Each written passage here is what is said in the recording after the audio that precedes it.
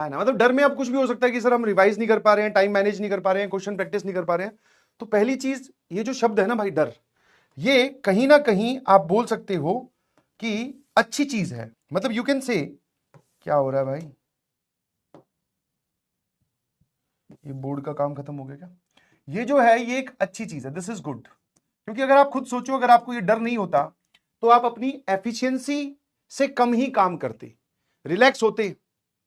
मान लो रिलैक्स होते, आपको पता चलेगा आज से जेई मेन जो है वो 5 महीने बाद में है, तो आपको ऐसा लग रहा है कि सर हमें टाइम ज्यादा मिलता और हम ये कर देते वो कर देते। तो आपको टाइम मिलेगा भाई अभी भी। फर्स्ट अटेम्प्ट के बाद में, पहले फर्स्ट अटेम्प्ट में पूरी जी जान लगा दीजिए, उसके बाद में हमारे पास में फिर एक गैप मिलेगा सर, करीबन करीबन 2 महीने का या 1.5 महीने का। उसमें सर क्या करना है, रिवीजन और क्वेश्चन प्रैक्टिस ही करनी है, और कोई बैकलॉग थोड़ा बहुत होगा तो उसको कंप्लीट करना है। फिर सेकंड अटेम्प्ट पे टूट पड़ेंगे, और फिर एडवांस से पहले सर फिर से हमें 1.5 महीने या 1 महीने का टाइम मिलेगा। तो मीन्स आपके पास में टाइम है, टाइम का क्रंच नहीं है। और मैं ये बोल रहा हूं कि डर अच्छी चीज है, बिकॉज डर एक ऐसी चीज है जो हमें हमारी, क्योंकि अगर आप खुद सोचो, अगर आपको ये डर नहीं होता तो आप अपनी एफिशिएंसी से कम ही काम करते, रिलैक्स होते। मान लो रिलैक्स होते, आपको पता चलेगी आज से जेई मेन जो है वो 5 महीने बाद में है, तो आपको ऐसा लग रहा है कि सर हमें टाइम ज्यादा मिलता और हम ये कर देते वो कर देते। तो आपको टाइम मिलेगा भाई अभी भी। फर्स्ट अटेम्प्ट के बाद में, पहले फर्स्ट अटेम्प्ट में पूरी जी जान लगा दीजिए, उसके बाद में हमारे पास में फिर एक गैप मिलेगा सर, करीबन करीबन 2 महीने का या 1.5 महीने का। उसमें सर क्या करना है, रिवीजन और क्वेश्चन प्रैक्टिस ही करनी है, और कोई बैकलॉग थोड़ा बहुत होगा तो उसको कंप्लीट करना है। फिर सेकंड अटेम्प्ट पे टूट पड़ेंगे, और फिर एडवांस से पहले सर फिर से हमें 1.5 महीने या 1 महीने का टाइम मिलेगा। तो मीन्स आपके पास में टाइम है, टाइम का क्रंच नहीं है।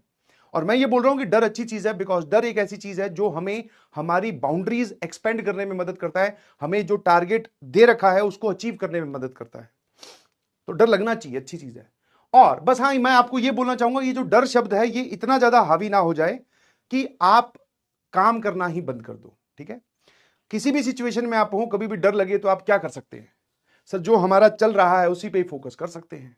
किसी और नई बात पर, किसी नई सिचुएशन पर, किसी नई स्ट्रेटेजी पे भरोसा करके आप फिर अगर एक स्टार्ट लोगे तो उस सिचुएशन, उस स्ट्रेटेजी का 100% सिलेक्शन वाला जो रिजल्ट है वो आएगा, तो ऐसा जरूरी नहीं है।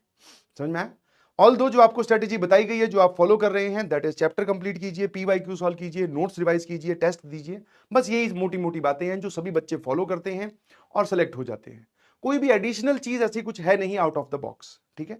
हाँ, आप ये बोल सकते हो कि भैया कि हमें लेक्चर्स थोड़े प्रिसाइजली अटेंड करने चाहिए, नोट्स बनाने वाली काम थोड़ा स्पीड में कर दो, काम काम का लिखिए, क्वेश्चन की सिर्फ लैंग्वेज लिख लीजिए, ऑप्शन लिखने की जरूरत नहीं है, सॉल्यूशन उसके नीचे लिख लीजिए स्पीड में, ठीक है। थोड़ा सा ये काम आप तेजी में करिए ताकि आप प्रैक्टिस के लिए टाइम निकाल सकें, ठीक है।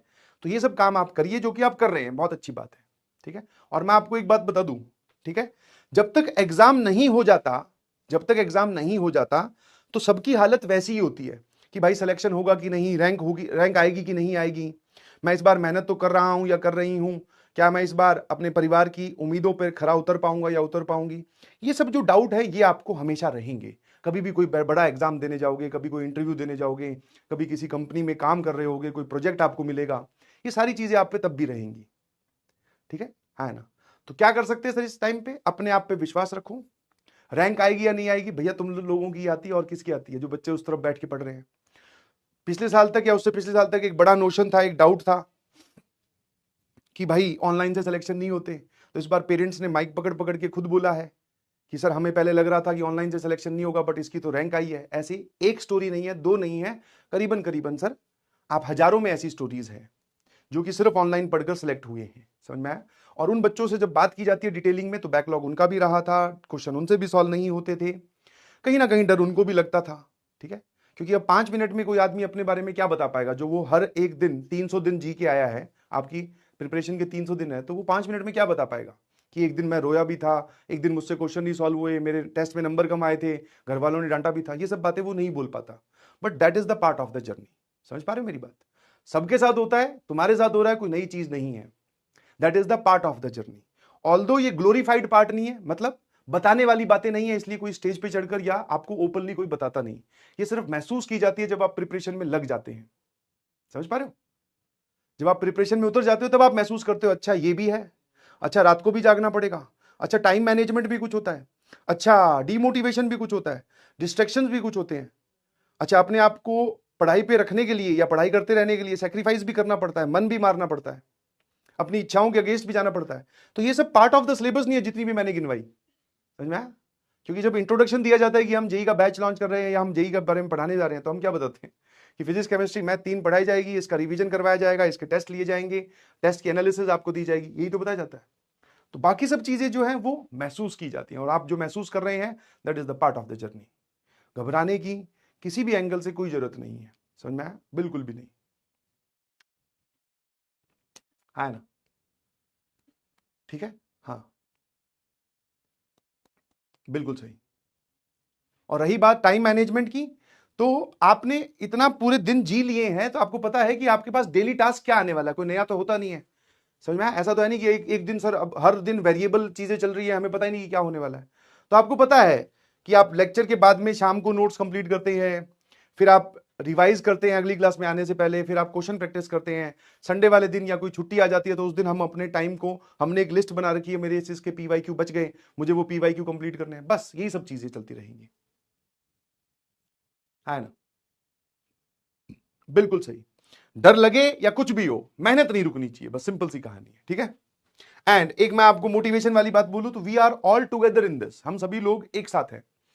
आप सब लोग अपने अपने घर पे बैठ के पढ़ रहे हो, मैं यहां स्टूडियो से पढ़ा रहा हूं, हमारी कभी फिजिकल इंटरेक्शन हुई नहीं है, हम कभी आपस में मिले नहीं है, एक दूसरे की शक्लें हमने देखी नहीं है, तो थोड़ा सा एक डिटैच है, मतलब डिटैचमेंट है। बट जब आप इस चैट को देखते हो लाइव चलती हुई, तो दैट मीन सर बहुत सारे पढ़ने वाले बच्चे हैं, लगे हुए हैं कंपटीशन में, कुछ रिकॉर्डेड देखते हैं बट कंपटीशन में हैं, तो आप वो इंगेजमेंट फील कर सकते हो। समझ में आया कि नहीं समझ में? ठीक है ना? तो we are all together in this. बस होगा ये, जिस दिन तुम्हारा एग्जाम होगा उस दिन जाओगे तुम अंदर पेपर देने, और हम तुम्हारे जो टीचर्स हैं ये बाहर बैठकर यही मन में प्रार्थना कर रहे होंगे कि भाई बच्चे ने बहुत मेहनत की है या बच्ची ने बहुत मेहनत की है, भगवान उसको उसकी मेहनत के हिसाब से प्लीज रिजल्ट दे देना, ठीक है? फिर जब तुम टेस्ट दे के आते हो तो हम लोग माइक पकड़ के बाहर खड़े होते हैं कि भाई कैसा हुआ पेपर, बता। समझ में आया? और उसमें हमारी भी इच्छा यही होती है कि यार कोई, या फिर बहुत सारे बच्चे ऐसे मिलते भी हैं जो बोले सर फोड़ दिया, मजे आ गए, अब सेकेंड अटेम्प्ट की तैयारी है, ठीक है? तो उस दिन सिर्फ आप 3 घंटे या 4 घंटे के लिए अलग हो गए हमसे, बाकी हम लोग साथ में ही है भाई, ठीक है? और जैसा कि मैंने पहले भी बोला है, काफी बार बोला है, मैं फिर बोल रहा हूं, हमसे मिलने के लिए, जैसे तुम्हारी मुझसे मिलने की इच्छा है, मेरी तुमसे भी मिलने की इच्छा है, that is not a compulsion कि आप सेलेक्ट होंगे, आपकी double digit, single digit, triple digit rank आएगी तभी आप हमसे मिल पाओगे, नहीं, ऐसा कोई बाउंडेशन नहीं है। आप सेलेक्ट होंगे बहुत अच्छी बात है, नहीं सिलेक्ट होंगे तो भी कोई डरने वाली बात नहीं, कोई बेकार बात नहीं है, क्योंकि आपने पूरी जर्नी जी है, उसकी रिस्पेक्ट है, और वो मेहनत आपसे कोई नहीं छीन सकता। जब आप आगे चलकर बढ़ोगे जिंदगी में, तब आपको ये मेहनत जो है वो काम आएगी। हाँ, जब आप इस चीज को भी फील किया जा सकता है, अब कहां काम आएगी, किस पॉइंट ऑफ टाइम पे काम आएगी, ये तो मैं भी नहीं बता सकता, वो तो सब वो जानता है, ठीक है ना?